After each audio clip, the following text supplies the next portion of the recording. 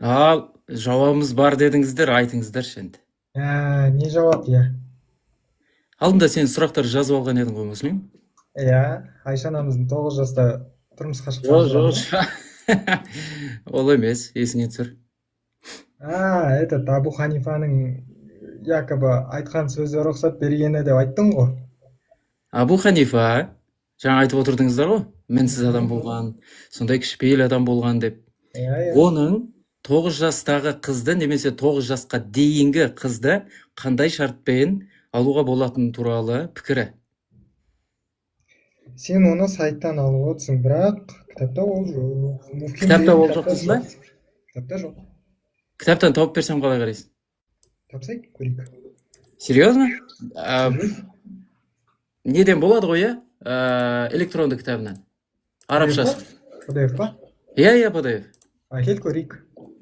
Болды. Ұстаз бар как раз. Қай кітап қазір көрейік, ұстаз? Ұстаз. Иә. Ондай нәрсе жоқ дедің, Муслим?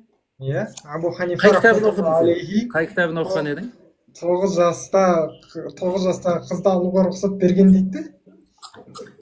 9 жасқа жетпесе де, бірақ ол жыныстық қатынасқа физиологиялық тұрғыда дайын болса, оны махрамының рұқсатымен міндеттеуге болады дейді, некеге. Да, сол хадисті алып келші. Хадис па сол? Кім хадис деді ма біреу? Жоқ, хадис емес ол. Пікірін алып кел. Не бар, алып келші бәрін. Иә. Алып келші бәрін. Мінекей.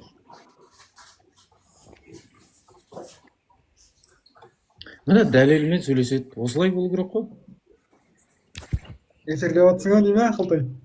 Жоқ, эфирде отырған жоқ, неге? Майнхюмен жүрмейтін едің ғой. Енді анауымды блокқа тығып тастапсың. В смысле? Сен ол аккаунты менде блокта емес? Ойбай, жаңа кірдім. Нет аккаунта, бір бәле деп тұр. Қазір тұра онда. Мен модераторларым шығар, мен өзім сені тұтқан жоқ. Сен блокқа тықма. Көре сал, модерлерің шығар, кім біледі. Так. Нейтральный тұр, қазір мен екінші тиктоктан көре салайшы, бір минут, пока ақылы бер.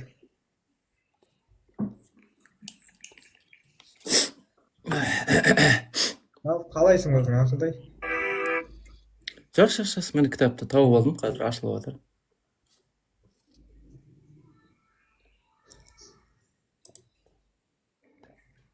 Сен жоқ дедің, қай кітабында жоқ дедің? Барлық кітабында жоқ дедің ба? Бәрін қарап шықтың ба? Абу Ханифадан мен ондай үкім көрмегем, ондай үкім жоқ.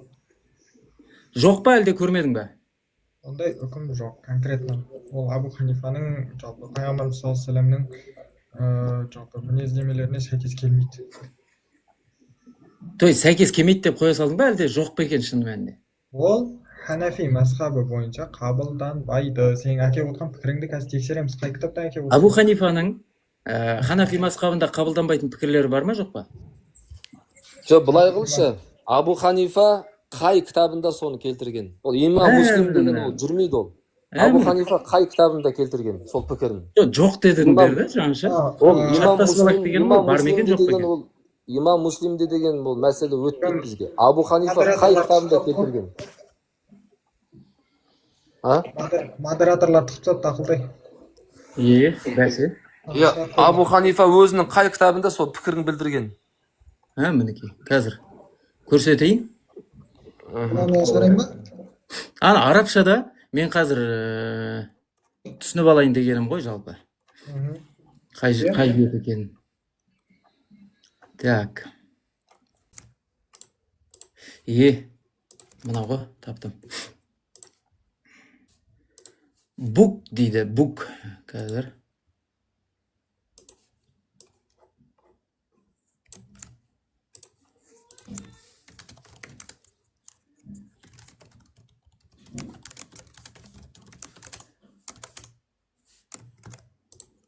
Ал мінекей мынау екен.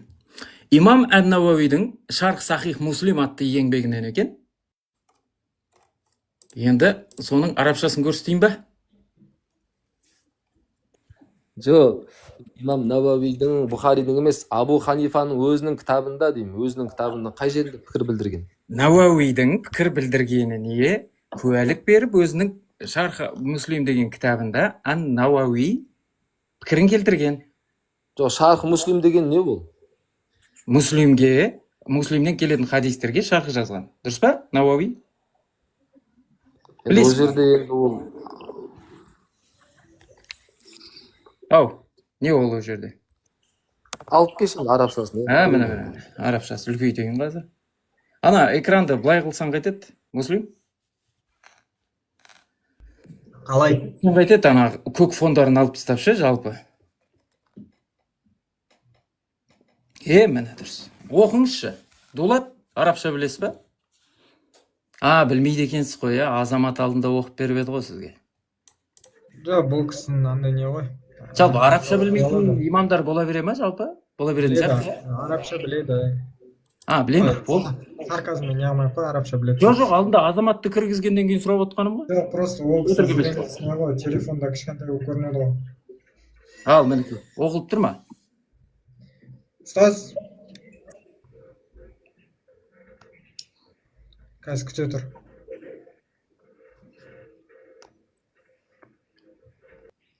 Мынаның оң жағын басып, перевести на русский дейсіз салуға болады. Бірақ оған сенесіздер ме, сенбейсіздер ме?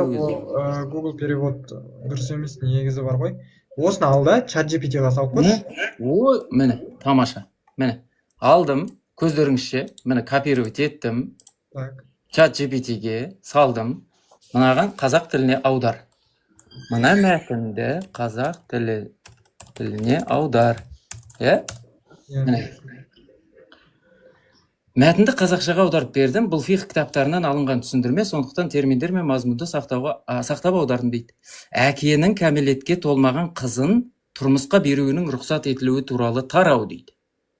Опа. Кәмелетке толмаған дейді, бәлиғат қой сондағысы. Ал енді міне 14-22 деген Муслимнен келетін хадиске шарх жазады.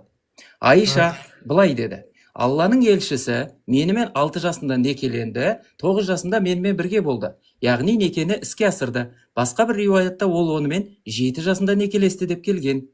Бұл риуаят әкенің кішкентай қызын оның рұқсатынсыз некеге бере алатынына дәлел дейді имам Науауи.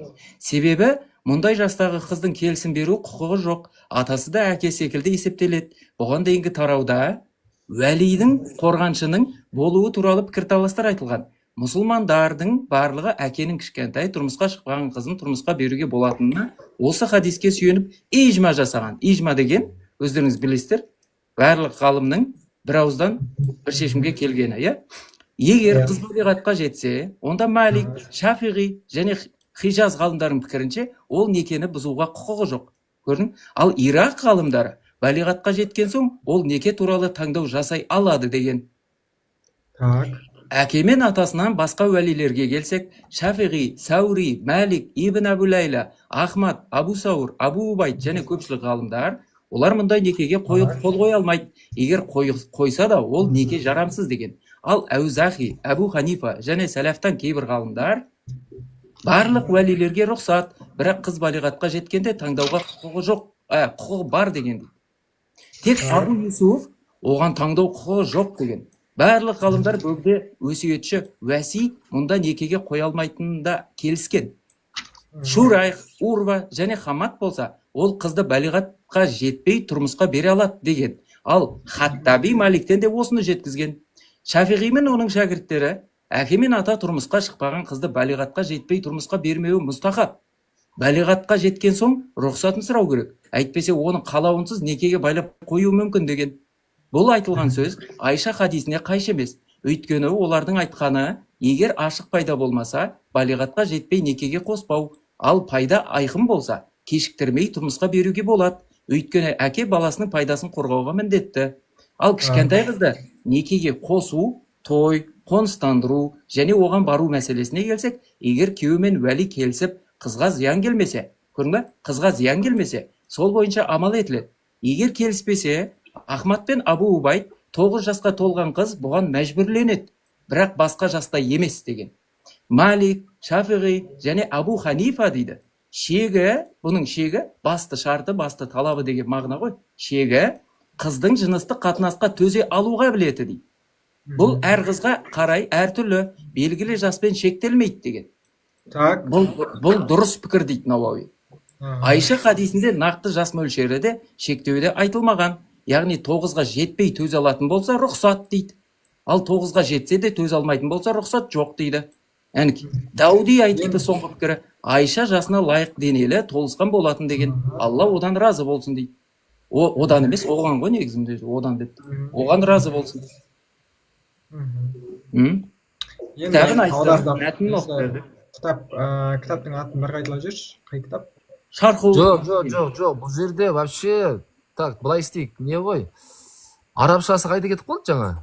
Арабшасы жоғарыда. Мына жерде хадис алып келіп бірден бұл жақта фихи мәселелерді жан-жақтан талқылап жатыр ғой. Оны әкеп мына хадис көріп жатыр ғой. Бұл талқылау ғой. Мынау шарх қой. Тұра тұршы, мынау. Дұрыс қой шарх. Тұра тұр. Мына жерде көрінбейді. Ана жоғары не? Жоғары бұл қай неден бұл? Қай мәселе? Шархул Муслим хадисті түсіндіріп отыр. Мына нөмірлі хадис. Білетін шығарсыздар арабша? Имам Муслим ба? Иә, имам Муслим ғой. Жоқ, анау хадис алып келіп тұр ғой. Осы хадисті шығаршы. Бірінші осы хадистен бастайық әңгімені қазір. Міне шығып тұр ғой. Оқыңыздар. Мына жерде тұр ғой. 1422 ма мына жерде Муслим? Дұрыс. فيه حديث عائشة رضي الله عنها قالت تزوجنا رسول الله وأنا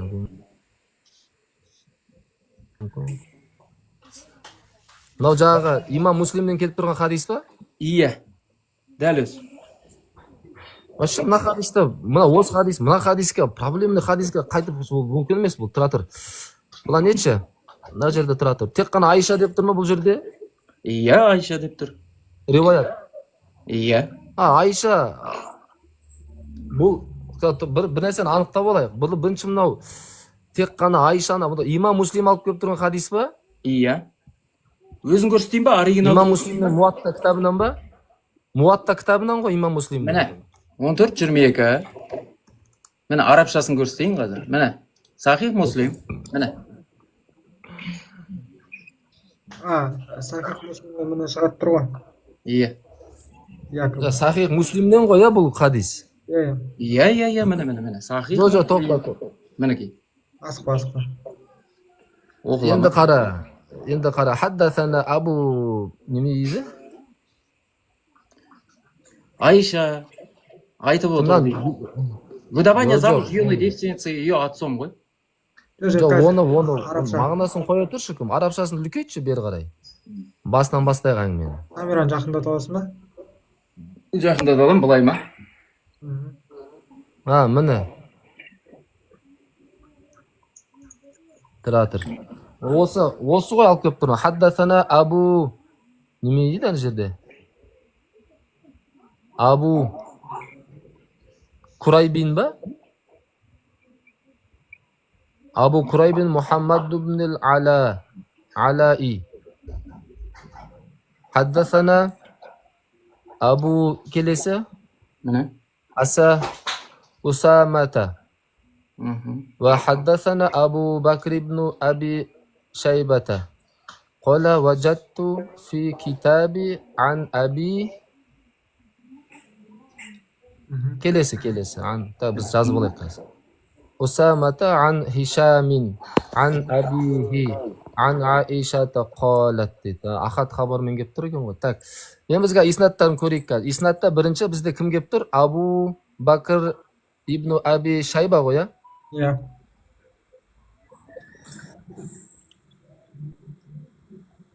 Битші. Ақтай. Жібере салайыншы, өздеріңіз оқып алыңызшы. Оңайрақ болсын, битші, арабша тексті телеграмға лақтырасыншы маған. Мен сөйтпеймін бе. Мен қазір иснадын сразу шығарып аламын. Иснады осы ғой енді, Науауи ғой. Санадын қазір шығарып аламын ойнауға. Иснад Науауи емес қой ол. Ал кетті телеграмға. Қазір. Мен шығарып келейін ұстаз 1 минут, иснадын. Бұл ғайра муаллал, ғайра шаддин бұл хадис қой ол. Ол хадистің өзі біз Абу Ханифасы қабылданбайды ғой. Фихта бізде үкімде жоқ қой масхабта. Абу Ханифаның өзі айтып отыр емес пе? Даже если ей меньше 9 лет деп.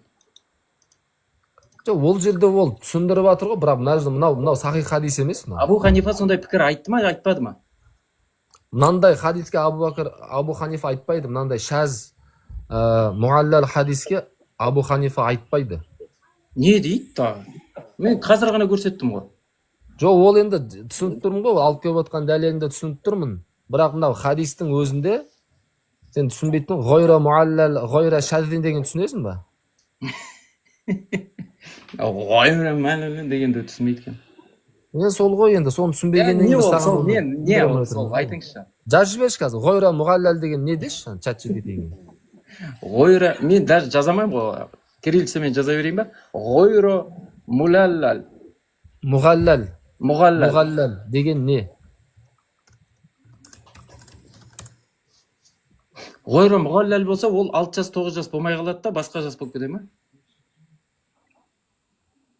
Мұғаллал хадис. Жоқ, просто сен анау сырттай сахих деп көрінгенімен, ілгері ғалымдардың терең зерттеуінен кейін ішкі жасырын кемшілігі бар екені анықталған хадис. Яғни, имам Муслимді өтірікшіге шығарамыз, қателескен дейміз. Жоқ, оны өтірікке шығарып тұрған жоқпыз. Хадисті енді қара, таптың ба ғойра мұғаллалды? Иә. Енді қара, ғойра шаззинді шығаршы. Ғойра қалай? Ғойра шаззин. Ғойра шаззин. Ғойра шаззин хадис іліміндегі термин. Шаз хадис сенімді риуаятшылардың өзі секілді сенімді немесе одан да сенімді риуаятшыларға қайшы жеткізген хадисі. Мұндай жағдайда ол хадис қабыл етілмейді. Тамаша. Енді осы ғойра шаззинге қарсы более сенімдірек хадис алып келіңізші. Айша 17-де 18-де болған деген. Муфтият кезет аш. Енді алшы сенді саған тарсық деп отырмыз ғой. Мұнара газетіндегі мақала ма? Жоқ, муфтият кезетті пайғамбар Айшаны 9 жаста алған ба десең 5 саған дәлел әкеп тұр. Сол мұнара газетіндегі сайтындағы мақала емес па? Солай ма екен, мүмкін мұнараға шықты ма екен, әйтеуір мен муфтият кезеттен көргем. Бұл біздің көзқарас, бұл біздің ақылда көзқарас емес. Сен менің сұрағыма жауап болған жоқ. Абу Ханифа имам Науауидің кітабында осындай пікір айтты деп жүр. Сіз оны өтірік ол мүмкін емес дедіңіз. Бұхари емес. Абу Ханифа ондай пікір айтты ма жоқ па, соған жауап беріңіз. Абу Ханифа айтып отырмын ғой, мынандай мұғаллал шаз хадистерге пікір жазбағанда. Сен мына жерде сен хадис басқа мәселе, мұны шарх басқа мәселе, сен оны түсінбей тұрсың да негізі. Кім ақылтай? Асықпай сөйлеші. Асықпашы. Тұра тұр. Сен біріншіден сен сказал, предел для этого то, что она половому созреванию способна выносить мужчину. Даже если ей не исполнилось 9 лет. Сіз 9 жаспен алысып отқанда, Абу Ханифа тіпті оған 9 жасқа толмаса да некеге міндеттеуге болады деген. Басты шарты ол физиологиялық тұрғыда оны көтере алу керек дейді. Яғни жыныстық қатынасқа дайын болу керек дейді. Просто бар ғой, мынандай ауру, сырты сахих болып көрінген нәрселер өтіп алып келмейді. Сен бұл кітапты қандай кітаптан әкеп тұрсың, кім ақылтай? Шархул Муслим. Имам Науауи. Ол Шархул Муслим емес, кітаптың аты қандай? Не дейді? Шархул Муслим. Муслимнің хадис жинағына шарх деп аталатын кітабы Имам Науауи. Мен өзіме шығарып алайыншы деп едім қазір арабшасын. Шығарып алайын ұстаз. Сізге арабшасын жіберейін ба ұстаз текстің? Жоқ, ол Шархул Муслим екені түсінікті ғой, бірақ қай кітаптан ол, өйткенде Шархул Муслим оған сен түсінбей тұрсың да ақылтай. Кітаптың атын айтшы маған. Шығаршы мына арабшада. Ол Муслимнің кітабы қалай аталады? Шарх жазып тұр ғой, түсіндірме. Шархул Муслим деп тұрғаның Муслимдегі келген хадиске шарх жазып тұр деген әңгімеді, бірақ қай кітапта? Сол кітапты берші бізге. Абу Қурайба, Мұхаммед ибн Қазір. Ол қарашы, сен Шарх ан-Навави, Шарх аль-Муслим деген Муслимде келген хадиске имам ан-Навави шарх жазды, түсіндірме жазды деген әңгіме да мысалға. Бірақ бұл Енді? қай кітапта? Бұл шарх қай кітапта жазылған? Муатта ма, Қараңыз, Бухари кітабында ма, қай мысалға? Имам ан-Навауидің Шарх Сахих Муслим деп аталатын еңбегінде Абу Ханифаның пікірі келтірілген. Енді түсіндіңіздер ма? Шарх Сахих Муслим деп аталады. Сөйтіп айтсашы, адамды мына жақтан бүйтіп түсінбей жатырмыз да біз, өйткені шарх муслим дейсің да, ол түсінбей Енді жатырмыз. Шарх Муслим деген Шарх Сахих Муслим ғой енді. Несі Ол түсінбей? түсінікті ғой ол. Енді арабшасын шығаршы, мен көрейінші, ана кітаптың аты көргім келіп тұр маған. Түсінесің ба? Сен ренжімеші оған. Жоқ, мен ренжіп отқан жоқпын ғой. Сіз өзіңіз болмайтын жерден бірдеңе айтып отырсыз да.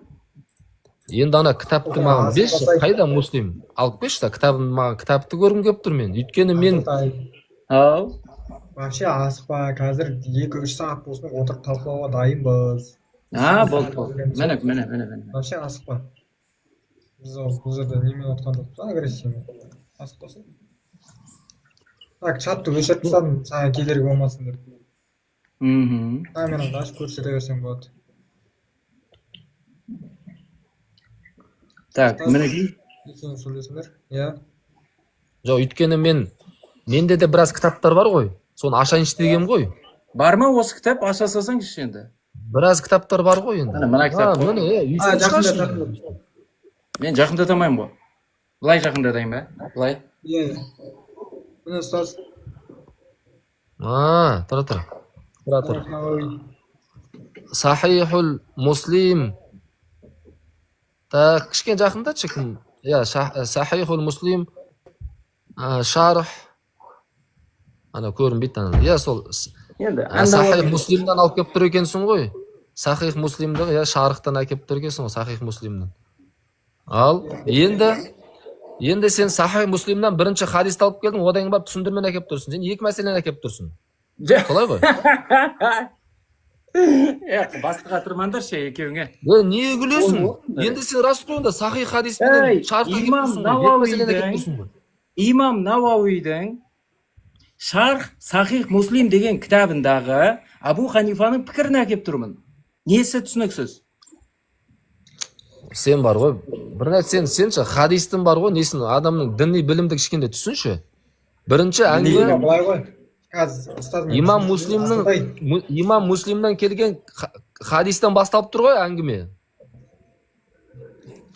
Бүйтеміз ғой, ақылтай жүйе бойынша имам Муслимнан келген хадистен басталып тұр әңгіме. Сен түсіндірмені әкеп тұрсың да? Ол Сахих хадистің маған түкке қажеті жоқ. Түсінтірсің ба? Енді жоқ, тұра тұр. Сен өйткені бар ғой, сен тұра тұрсашы, енді сен таза білімді жігітсің, көзің ашық. Сол имам Муслимнің Сахих хадисін шығаршы бізге, ақылтай. Жаңа шығардың ғой. Міне. Бәрекелді. Мінекей. Шығар. Қайда ол хадис? Ұстаз, 14-22 деп тұр. Ал оқыңыз, міне. арабшасын жіберейін ба ұстаз? Жоқ, мен қазір енді мынау осы хадиске сен жағы жазылған шарықты әкеп тұрсың ғой, солай ғой, дұрыс па? Болды, осыған мен саған осыны түсіндіре алмай жатырмын да. Енді әңгімені осыдан бастайық. Бисмилла. Бағанан бері өстіп отырған жоқпыз ба? Енді Абу Ханифаның пікір білдіргені рас па? Науауи кітабында жазып тұр. Жоқ, тұра тұр. Біз бірінші әңгімені басынан бастайық, ақылтай, әділдік болсын. Бірден шарыққа кетпейміз. Хадистен бастайық. Ва хаддасана Яхя бин Яхя. Енді қазір қара, ақылтай саған мен айтам. Яхя ибн Яхя туралы ғалымдар не деп айтқан, қандай мақтаулар, кемшіліктер айтқан деп жазшы, ақылтай. Ой, Дулат па? Есіміңіз кім сіздің? Давай.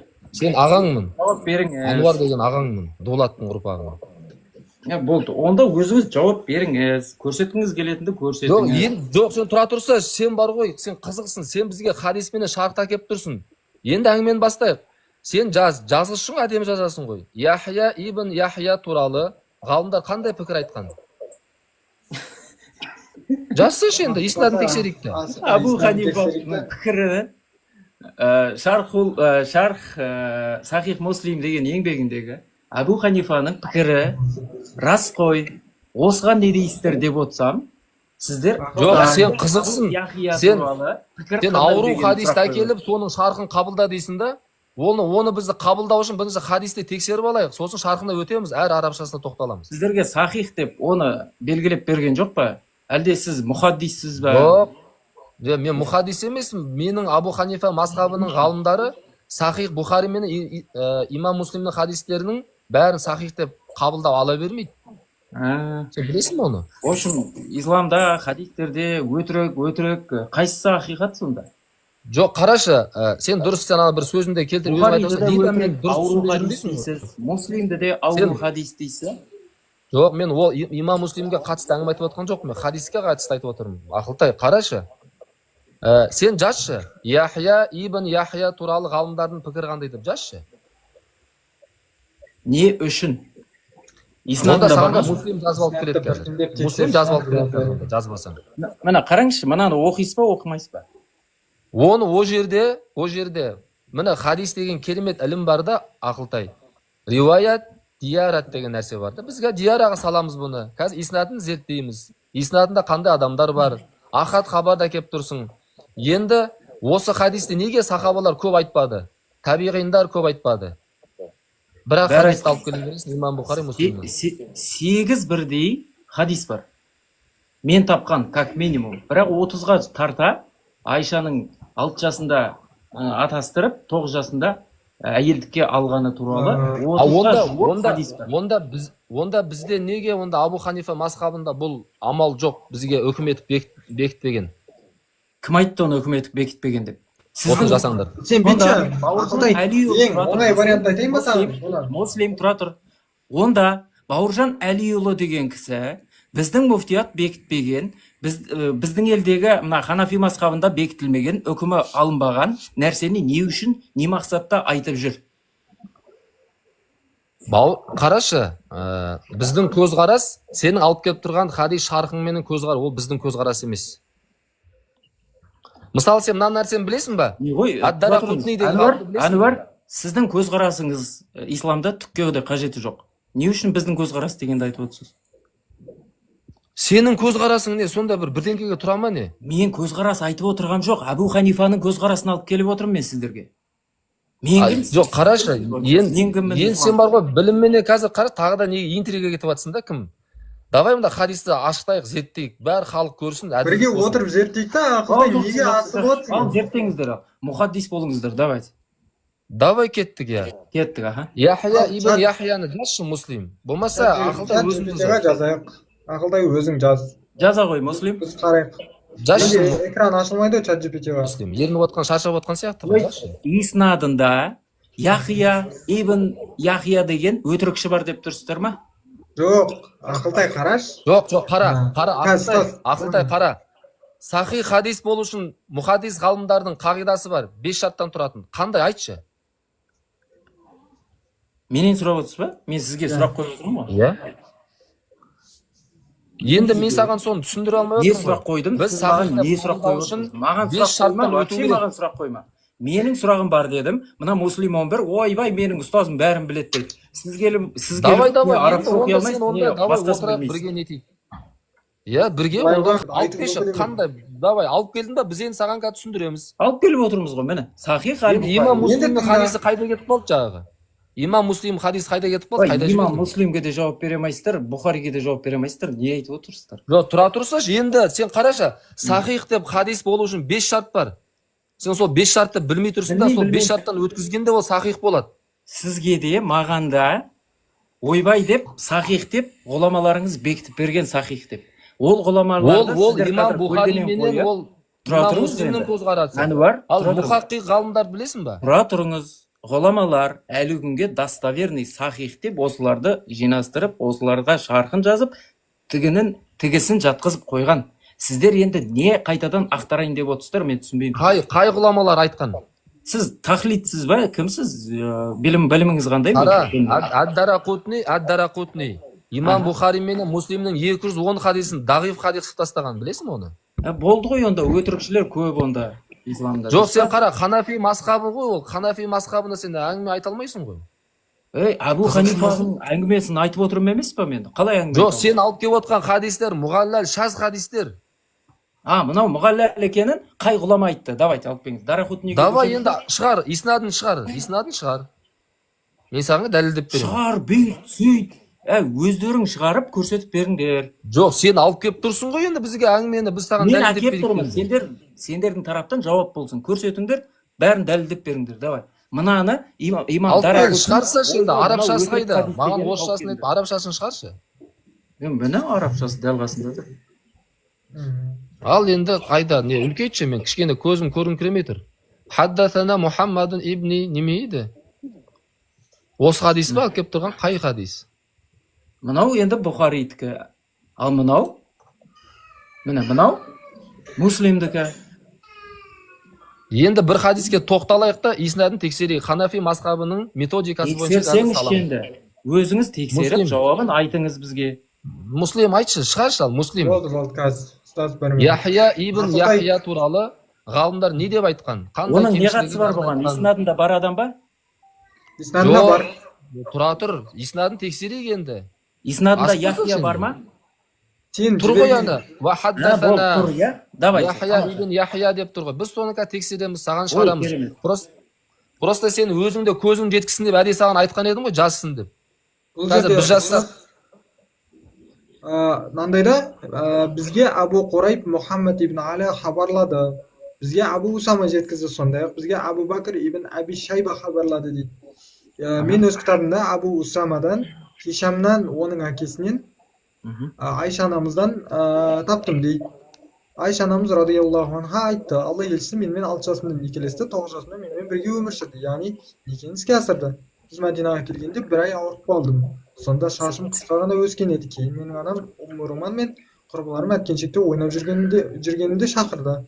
Муслим, көрсетші енді соны. Қай жерден ашып отырсың? Чат GPT ма? Иә, чат GPT-ге салып отырып перевод. жоқ, Оны мен де Муслим. салып аламын ғой қазір чат GPT. Жоқ, Муслим қарашы. Муслим. Мен тыңдашы, мына алып келіп отқан хадис міне. Ва хаддасана Яхия ибн Яхия деп басталады. Енді сен Яхия ибн Яхияны жазшы. Қазір Ғалымдардың қандай пікірлері бар, қандай кемшілігін айтқан, қандай мақтау сөздері бар. Яхия ибн Яхияны.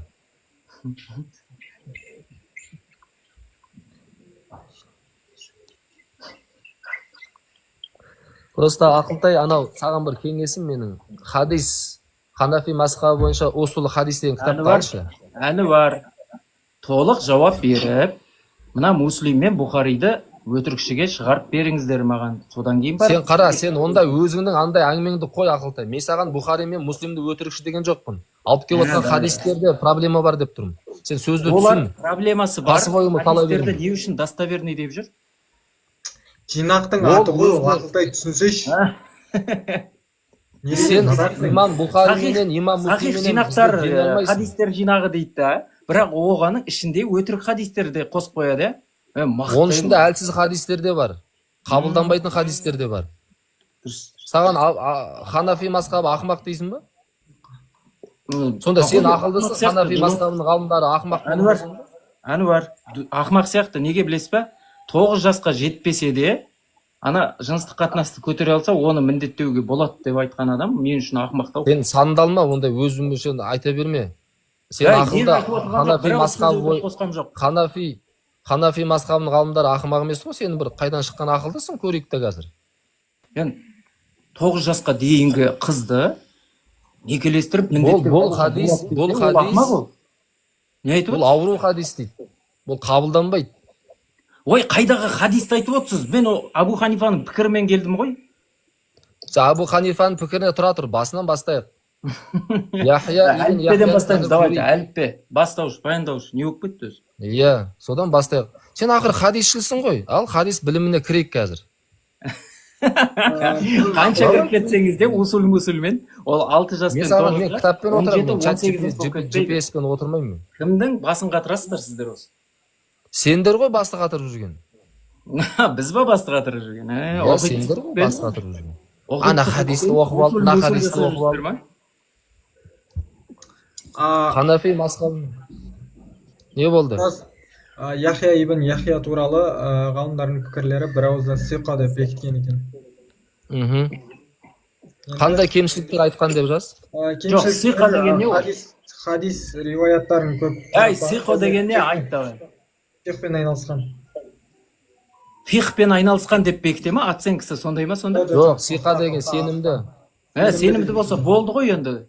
Әнуар? Жоқ, тұра тұр, тағы да адамдар бар ғой. Сен қызықсың. Любой бір адам бірдеңе дей салады екен, сөйтіп бүкіл хадистер жинағын жоқ қыла салады екен. Не деген? Міне. 14-22 оқи бер. Алып кеттік.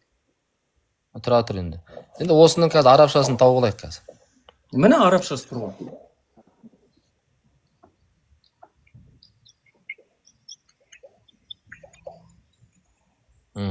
Қазір тұра тұр. Бұл жағаға сен имам Муслимнен әкеп тұрсың ғой? Иә. 14-22.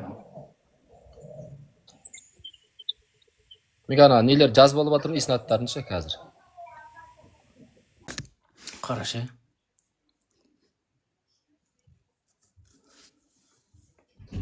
Когда ей было 9 лет, и ее игрушки все еще были с ней, дейді. А умер он, когда ей было 18 лет, дейді. Ничего себе. Ойыншығы болған ғой еще. Ақылтай, жаңа ренжімесең қайтадан көрсетіп жібересің бе мен кішкене?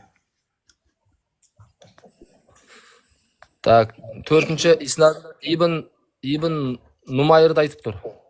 Жазып ал өзіңе. Ибн Нумайр. Валлафзу лаху хаддатана. Абдату, ешті шаха. Абдату хуа Ибн Сулейман. Так, неме дейді мына жерде? Көзім. Абдату хуа Ибн Сулейман.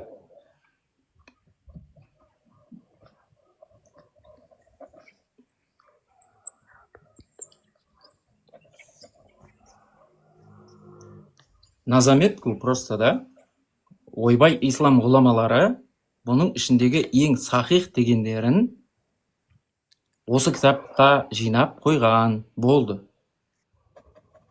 Бұл кісілер не айтып отырғанын білмеймін. Қазір тұра тұр, сен ана өзің бір сөзін айтасың ғой, либо мен бір нәрсені түсінбей жүрмін дейсің ғой. Сол, либо сен бір нәрсені дұрыс түсінбей жүрсің, Ақылтай. Жоқ. Либаның екіншісі дұрыс. Сіз мұхаддиссіз, сіз Әнуар. Енді сенде бір керемет біреу емессің ғой енді. Енді мен үкім шығарып, бір хадисті алып келіп, оған талдау жүргізіп, иснадындағы адамдар жазып, олар туралы ғұламалар не деген деп айтып отырған жоқ қой? Сіз ғой сонымен айналысып. Жоқ, қарашы. Ад-Дарақутни деген ғалым имам Муслим менен имам Бухаридің кітабынан білесің бе қанша хадисі дағиф қылып тастаған? Дағиф дегеннен хабарың бар ма? Дарақутниді қабылдайсыз ғой, иә? Сол Дарақутни. қабылдайсыз ғой, иә? Алып кел, иә, көрейік. Жоқ. Сол даиф қылғанын қабылдайсыз ғой, иә? Иә, оны жалғыз мен қабылдамағам ғой, біздің Ханафи мазхабының ғалымдары қабылдаған ғой. Ханафи мазхабының ғалымдары онда неге? Мені қара. Бауыржан мен саған бір нәрсені оқып берейін бе? Рұқсат етесің бе? Жоқ, қарашы. Ақылтай, қарашы. Міне, Хафиз ад-Дарақутни, мысалы имам... Мынаған қатысты айтыңызшы, өтініш қанша уақыт болды күтіп отырғанымыз? Онда давай онда. Сен онда асықпа, кетпе, ұтыспа. Алып кел, тағы бір көрсет, бір тексеріп алың контрольный. Сол тұрамыз әңгіме. Жоқ, ренжіме енді. Енді бір онда тұрған шеңге жоқ қой. Ва хаддасана Яхя ибн Яхя. Бірінші иснатта Яхя ибн Яхя болып тұр. Ахбарна Абу Муавия. Абу Муавия деп тұр екінші иснатта. Ан Хишам ибн Уруа. Ан Хишам ибн Ғуруба деп тұр. Ой, мынау темірдей деймін, иснады түгел мынаны. Тұра тұр. Иә, тұр. Саған солай көрініп тұр ғой, бұл асықпасашы. Хишам ибн Ғуруба. Болды ғой, көрініп алдыңыз. Ибн Нумайр, тота. Ибн Нумайрин деп тұр. Ибн Нумайр. Так. Тұра тұр. Ибн қайда кетіп қалды? Валлафзу лаху хаддасана Абдату хуа Ибн Сулейман. Нәзір Ибн Сулейман деп тұр. Ибн Сулейман ба? Ибн Сулейман. Тұра тұр, қайда кетіп қалды? Ойбай, қанша болып кетті құрсын. Енді ренжімесінші, мен сен сияқты енді жас емеспін. Қараңыз, Ибн Сулейман Хишамнан, ал ол әкесінен, ол Айшадан жеткізді дейді. Та-та-та-та. Айша айтты, пайғамбар мені 6 жасында некесіне алды, 9 жасында менімен бірге тұрды деп тұр. Сіз айтқан Яхия ибн Яхия, мына жақта Абу Муайя Хишам, Муауия ибн Урвадан хабар етті. Одан кейін Ибн Умайр жеткізді. Тұра тұр. Аха. Енді қара. Мен саған видеоны ашайын, сен мынаны оқы қазір. Түсіріп ал. Мен шығар главныйға. Так, енді ал давай. Ассаламу алейкум. Міне, кім?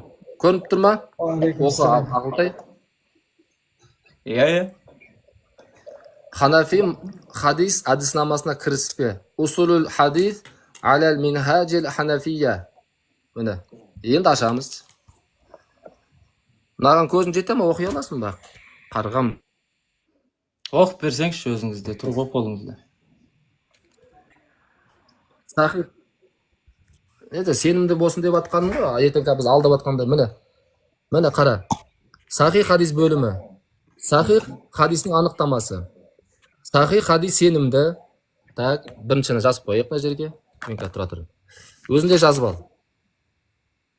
Бірінші сахих болу үшін сенімді.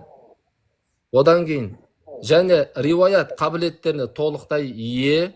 Оны түсінесің бе не екен? Жоқ, түсінбеймін. Риуаят қабілеттеріне толықтай ие. Енді көзім көрген, риуаят еткендерінен нақты дегені ғой енді. Солай шығар. Иә. Жоқ, олай емес. Риуаят қабілеттеріне, яғни адамның бойындағы Дауысыңыз шықпай қалды ма? Менде ғана шықпай қалды ма? Алло. Деде.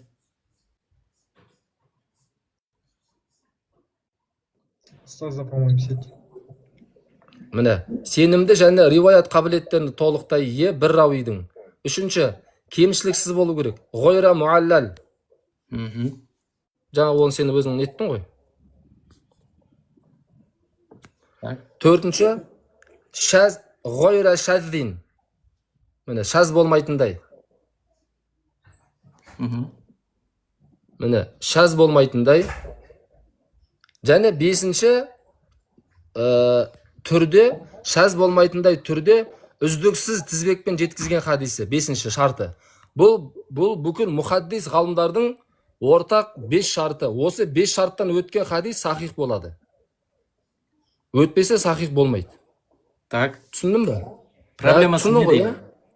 Енді бұлай қыламыз. Так, енді жабайын. Так, мені нет енді. Түсінікті ғой, а?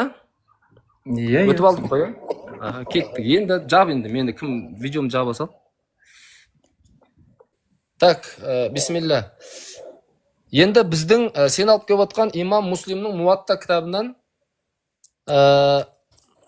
мына нәрсені алып келіп тұрсың. 1, 2, 3, 4, 5, 6, 7. 7 адам осыны жеткізген Айша анамыздан. Ақылтай.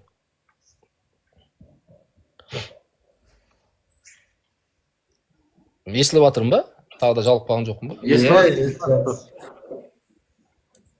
Яхия, енді қазір Ақылтай, біз мынау сахих хадистің шартына саламыз. Иснаттарды қазір саламыз. Яхия ибн Яхия туралы ғалымдар не айтқан? Сен өзінде жаза бер, чат GPS бет, қалай еді соған? Енді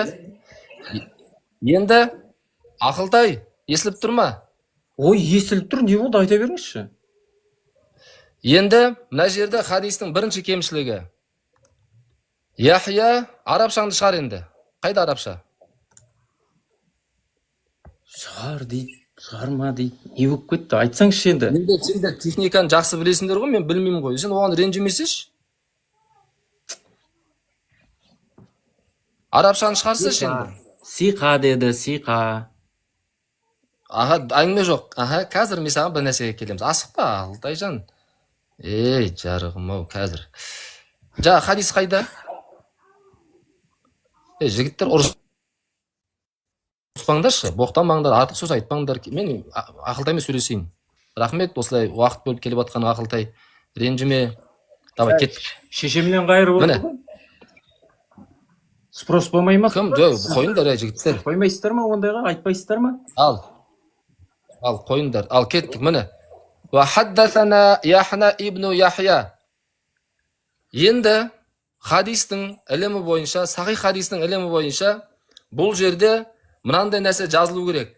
Яхя ан-Нисабури, Яхя ал-Лайси ал-Андалуси деген сөз жоқ. Яғни, мына жақта қай Яхя? Ақылтай біз анықтай алмай отырмыз. Қай Яхя бұны риуаят еткен? Нисабури ма, әлде Андалуси ма? Өйткені бірнеше Яхя бар. Уже тізбекте проблема бар, Ақылтай. Да. Иә? Енді сен жаз. Енді қара, мына жерде ва хаддасана Яхя ибн Яхя. Ан-Найсабури екен. Әнуар? Ан-Найсабури екен. Тұра тұр, жоқ, тұра тұрса сен, тұра тұр. Бұл қайша тұрап кеп тұрсың? Жоқ, тұра тұр, асықпа. Ибн Яхя Ан-Найсабури екен. Жоқ, енді, жоқ, тұра тұр. Сен бұны қай жерде кеп тұрсың қазір? Найсабуриде. Кепеден. Жоқ, қара, Ақылтай, бұл жерде мынандай нәрсе болады. Хадис ілімінде оның қайдан шыққанын, тегін, немесе қаласын бәрі толық жазылу керек. Хадистің арабшасында келу керек ол. Түсінесің ба?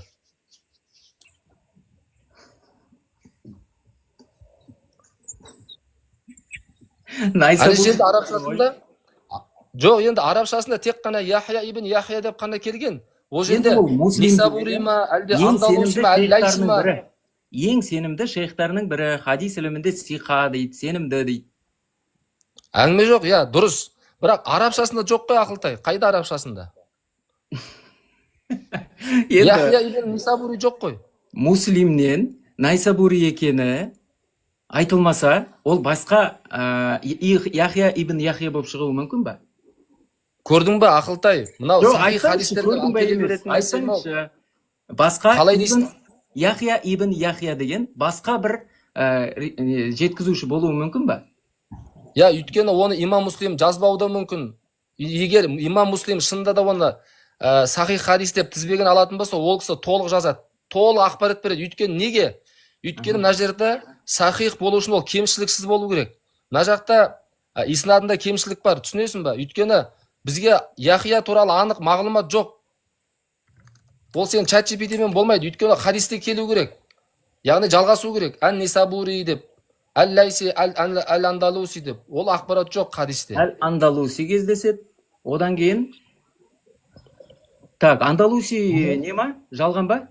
Өтіріктері бар ма? Жоқ, Ақылтай, сен түсінесің ба? Енді мына жерде біз қазір быт-шыт боламыз. Қай Яхия ибн айтты? Ал енді тауып көр, дәлелдеп көр. Мен дәлелдеп беруім керек пе енді осыны? Енді сен, мен сол үшін ғой, міне көрдің бе, бұл хадис сау хадис емес, сау хадистер толық болады. Мен мына сұрақпен келдім сізге. Мына жұртқа түсінікті болсын, иә? Абу Ханифа анау бір пікір айтқан екен. 9 жасқа жетпесе де, бірақ ол еркекпен жыныс қай жақта айтқан екен, қай жақта? Қорада ма, тауда айтты ма? Тоқтаңыз, айтайын деп отырмын. 9 жасқа жетпесе де, оны некеге міндеттеуге болады дейді. Ол пікірін... Жоқ, енді көрдің ба? Мынандай хадиске ғалымдар шарық жазбайды, Ақылтай. Ол пікірін... Тұра тұрсаңшы енді, қайдан алғанын айтайын да, кітапта. Ол пікірін сахих Муслим бар ғой, соның хадистеріне шарық жазған имам Науауидің кітабында келеді ол пікірі. Мен оны Абу Ханифаның айтқан осы пікіріне мен жазбады деп отырған жоқ, ол сенімді ол жазғаны. Осы пікіріне қатысты көзқарасыңызды сұрадым. Сіз енді маған қайдағы бір Яхия ибн Яхия туралы айтып кеттіңіз да? Жоқ, енді хадисті ашшы, арабшаны ашшы. Сен өйткен білім болмай тұр ғой сенде хадис туралышы. Мына жерде сен хадисті әкеп тұрсың, Яхия ибн Яхия. Қай Яхия? Маған дәлелдеп берші ал, енді быт-шыт боламыз. Сіз хадисті анық тұру керек. Сізге тақлид деп, сіз ғалымдарға сенесіз. Ғалымдарыңыз оны сахих деп, Муслим деп атаған. Соның ішінде сахих Муслимді енді сіз жоққа шығарсаңыз, либо сіз біреуге сүйеніңіз, либо өзіңіз тақлидсіз, білесіз ғой. Жоқ, қара, мен енді Ханафи мазхабының кітабына сүйеніп отырмын. Қарашы, Ханафи мазхабында айтады. Ханафи ғалымдар үшін аса маңызды бір фактор ретінде қарастырылмайды сахихайн кітабы. Демек, имам маған хадис әкеп Ан-Науауи- тұрсың. Тұра тұрыңыз, имам Ан-Науауи жалған хадиске Абу Ханифаның пікірін айтып тұр ма сонда? Вот именно айтпайды, түсінесің ба? Сен алып келіп тұрған вообще өтірік нәрсе. Біреулердің қосқан әңгімесі. Ол кісілер айтатын болса толық жазады. Қай Яхия, қай қаладан шықты, толық. Онда түсінікті, иә. Мысалға мына жерде Яхия ибн Яхия деген, ал енді тауып ол Ан-Нисабури ма, Ал-Лайсижа, Ал-Андалуси ма, қайсы? Білмейміз біз. Яғни иснадында проблема бар. Бітті, өтпейді. Сонда имам Науауидің кітабында анау жоқ деп тұрсыз ғой, иә? Жоқ, оның кітабында келген. демекші, Абу келсе Ханифаның келген шығар. жоқ. Оны Жоқ, кейінгілер мен қосқан білмеймін. демекші. Оның кітабын мен қазір кітабымды қолыма ала алмай отырмын. Білмеймін. Жаңа Бірақ жоқ мынау дедіңіз. нәрсе қабылданбайды. Енді қазір мен қабылдай алмаймын. кітабы қолында жоқ деп отырсыз. Ханафи мазхабы қабылдай алмайды бұны. Қабылдай алады, қабылдай алмайды. Маған қызық емес ол.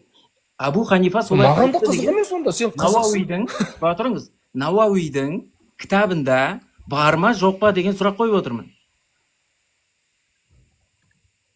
Жоқ, ол кітап мен айттым ғой. Мен қолымда болмай тұр. Именно сен алып келіп тұрған кітап.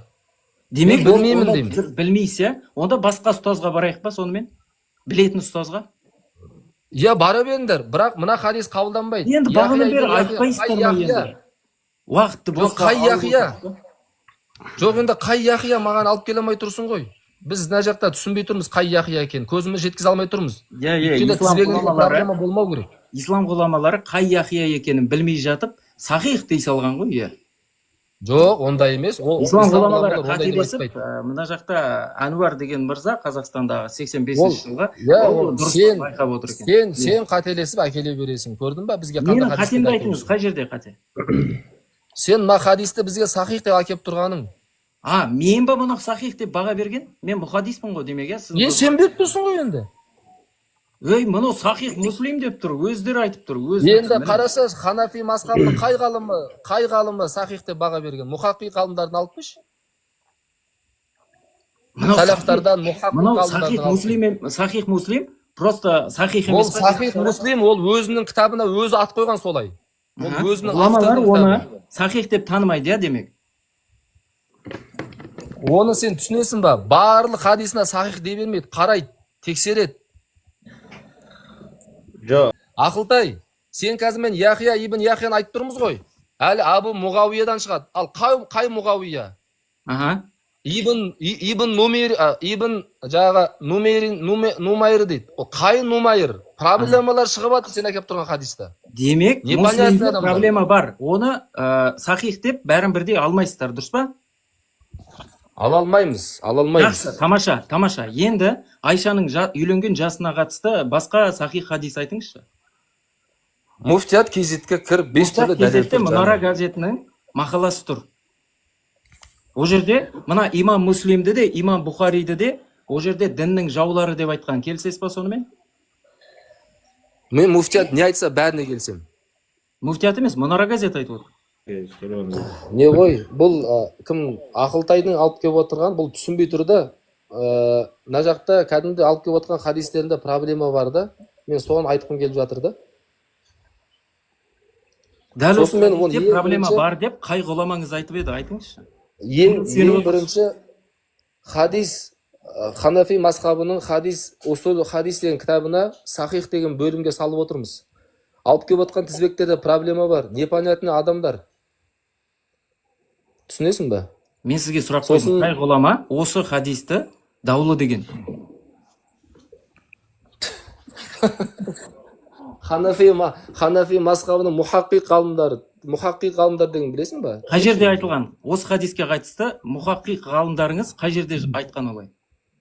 Білмедім қай жерде айтқанын, бірақ усул хадиске салғанда сахих болмай қалады ол. Сіз түсіңізде көрген шығарсыз, қайдан білейін енді, білмейін деп отырсыз ғой. Жоқ, енді сен қызықсың, мен неге Ханафи мазхабының усул хадисін қолданбаймын? Сен алып келіп отқан хадисің хадис дәрежеде емес, сахихтық дәрежеде емес. Кім айтты оны сахих емес деп? Мені мисабғана Әнуар, өзіңіз оценка жасап отырсыз ба, сахих не сахих емес деп? Мен мынадан Абу Ханифаның пікірін алып келдім да, осыған қатысты көзқарасыңыз қалай дедім. Ол жоқ, ол бар деген түсінік емес ол жерде. Маған егер қаласаңыз, мен сізге түп нұсқасын алып келе алам. Соны кітабын ашып тұрып көрсете алам. Мәселе ода емес. Менің білгім келгені, мына имамдардың оған қатысты көзқарасы қандай? Мысалға, исламда ондай түсінік бар. Ханафи мазхабының оған қатысты түсінігі бар. Оны айту керек, оны көрсетіп білдіріп отыру керек. Ақылтай Абу Ханифа тірі күнінде осы имам Муслимнің осы хадисіне шарх жазған ба? Ол тірі болу керек имам Муслимнің заманында. Түсінесің ба? Дұрыс, дұрыс. Ол одан бұрын ғой. Сәйкес келе ма? Имам Муслим қайда, Абу Ханифа қайда? Вот именно, Абу Ханифа одан ерте, дұрыс па? Қайтыс болып кеткен, қайтыс болып кеткен адам қайтып ол шарх түсіндірме жазады? Вот именно түсіндірме жазбаған, ол пікір айтқан 9 жастағы қызға қатысты. Соған сүйенген, Науауи соған сүйеніп отыр. Жоқ, енді жақсы. Абу Ханифа өзі жоқ кезде имам Муслимнің келген хадиске пікір жазған екен. Бірақ Абу Ханифа қай кітапқа... Мен өйтіп айтқан жоқ, өтірік айтпа. Анвар? Жарайды, онда Абу Ханифа қай кітапта жазған? Сол пікірді. Абу Ханифа қай кітапта жазғаны? Науауиден сұрайсыз, жарай ма? Кімнен? Науауиден сұрайсыз. Сен қызықсың ба? Абу Ханифа қай кітапта жазған ол пікірді? Нешінші том, нешінші бет? Мен білмеймін. Енді көрдің ба, сен бізге ауру хадистерді әкеліп жүрсің, ауру әңгімелерді. Абу Ханифа менен имам Муслимнің өмір сүру уақытында қарадың ба? Абу Ханифа ертерек болған, сахаба саналады, Енді қайтыс болған адам Науауи имам Муслим 11-ші ғасырда өмір сүрген ғой дейміз, өйткені қайтыс болып кеткен адам, кейінгі келген адамның хадис кітабына қайтып ол түсініктеме жазылады. Вот именно. Науауи түсініктеме жазып отыр. Бірақ ол Абу Ханифаның пікірін келтіріп отыр. Аргументін сөйді күшейтіп отыр. Жақсы. Сен былай айтып отырсың. Мен түсінігім бойынша имам ан-Науауи рахматулла алейхи Абу Ханифаның пікірін алып келіп отыр деп айтып отырсың ғой. Өте дұрыс, бағанан бері сөйтіп отырмын. Енді осы жерде имам Науауидің Абу Ханифа мынандай кітабында, мынандай томында, бетінде осындай пікірін жазған деп айту керек еді. Сол бар ма? Жоқ, ондай жоқ. Көрдің ба, бізге осындай мәселелер керек та? Көрдіңіз, оны алмаймыз, Өйткені, неге алмаймыз? Өйткені қабыл етілмейді, яғни Ханафи мазхабы бойынша сахих хабар, яғни сен сахих деп алып келіп тұрған хабар, хадис 100% нақтылықты білдірмегендіктен. Тамаша, Науауиді өтірікші қылдық, Өтірікші. Жоқ, мен қазір саған оқып отырмын, ақылдай тыңдашы. Науауи өтірікші хабар, ол Абу Ханифаның айтпаған пікірін айтты деп алып келіп отыр. Мен имам ан-Науауиді өтірікші деп отқан жоқпын. Тыңдашы, сахих хабар, сен алып келіп отырған сахих хабар хадис нақтылы 100%-ді білдірмейді және айқын дәлел бола алмайды. Сондықтан сахих хабарға сүйенген бір ақида мәселесін жоққа шығарған кісі иман шеңберінен шықпайды. Яғни сен алып келіп отырған хадис ол үкімге де жарамайды, дәлелге де жарамайды. Ол ештеңе емес, сүйенген нақты дәлелдер жоқ. Тамаша, Анвар, мен сізбен келістім осы жерде. Өте дұрыс жауап мынаушы. Имам ан-Науауи ол кісі онда адам емес, біз айтпаймыз. Бірақ біздің ислам ғалымдары ақылтай бір нәрсені жазатын болса, міндетті түрде бір нәрсеге сылас етеді. Түсінесің ба? Бұл хадис ілімі. Бұл үлкен мұхаддистер туралы әңгіме айтып жатырмыз. Біз ешқандай хадис Сахих Бухариде де, имам Муслимде де, имам ан-Науауиде де біз ешқандай жамандыққа айтпаймыз. Ондай ниетіміз де жоқ. Біздің мәселе алып келіп отқан хабарларды анықтау. Сен алып келіп отқан хабарың ол қателесті деп айта аласыздар ма? Ол кісі қателесті деп айта алмаймыз. Өйткені жазған адам, ол кім жазды, Құдай біледі. Ойбай, пайғамбардың өзі күнәмді кешір бір нәрсе деп айтады. Мына ғалымдар қателеспейтін не деген адамдар? Енді қара, ақылтай, мынандай мәселе бар. Сахих хадис, ол сахих болу үшін, ол белгілі бір дәрежеге жету үшін, мынау хадис ілімінде мутауатир деген әңгіме бар, хабарым бар, мутауатир хадистер. Мутауатир хадис біздің Ханафи мазхабында 3-ке бөлінеді, мұхаддис ғалымдардың пікірінше 2-ге бөлінеді. Мұхаддис ғалымдардың пікірінше мутаватир хадис және ахад хадис деп бөлінеді. Ал ханафи мазхабы бойынша мутаватир және мәшһүр хадис, содан кейін барып ахад хадис, одан кейін барып сахих хадис. Ал ханафи мазхабы көбінесе мутаватир менен мәшһүр хадистерге амал етеді. Яғни сен алып келіп отқан хадистерді көптеген сахабалар айту керек, көптеген табиғиндар айту керек. Сөйтіп ол біздің мазхабқа кіру керек. Міне осы нәрсені жасаңдар, осы нәрсені жасамасаңдар күнә болады, мына нәрсені жасасаңдар сауап болады деген үкімге кіру керек. Енді осында үкімге кірді ма бұл хадис? Білмеймін Ханафи ғой, мазхабының үкімінде кірмесе бар. кірмеді деп айта салыңыз, иә. Кірген жоқ. Аға, енді ол кірмейтін болса, демек көрдің ба? Сондықтан осындай хадистерде көп болған. Әркім Иә, біз оны қабылдамаймыз дейді, иә, дұрыс, өте дұрыс. Иә, біз қабылдамаймыз. тамаша Ханафи жауап. мазхабы қабылдамайды бұндай хадистерді. Вот, мен түсініп алдым, иә. Ханафи мазхабы бұл хадистерді қабылдамайды екен. Міне, тамаша. Өйткені бізде мынандай нәрсе бар да, усул фих деген нәрсе бар да, Ақылтай. Иә, Егер иә. бір хадисті, мысалға бір хадисті көбірек қайталап соны айта беретін болса, бір нәрсені ұмытпай жатырмын. Мутаватир хадистер, ахад хадистер, сахих хадистен жоғары тұратын хадистер, олардың мынандай шарттары бар. Оларды адам естігенде оның жүрегіне тыныштық орнау керек. Және екінші шарты оның жүрегі қанағаттану керек. Үшінші ақылға сыйымды болу керек. Сен алып келіп отырған мына хадисте жүрекке тыныштық орната ма? Как минимум орнатпайды, дұрыс айтып отырсыз, иә. Ол адамға қанағат бере ма? Жоқ, қанағат бермейді. Сұмдық қой. Үшінші мәселе, ақылға сыя ма? Сыймайды ақылға. Міне осындай әңгімелерді ханафи мазхабы қабылдамайды. Түсіндің ба? Яғни Айшаның 9 жаста пайғамбарға некелескені ол қате, иә?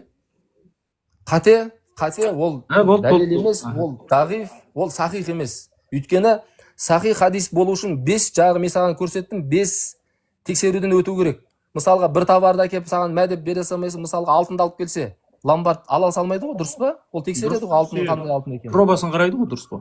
Иә, пробасын қарайды. Сол сияқты біздің мынау усул хадис деген ханафи мазхабында хадистің негізгі қандай хадистер алынады, алынбайды, ломбард сияқты тексереді.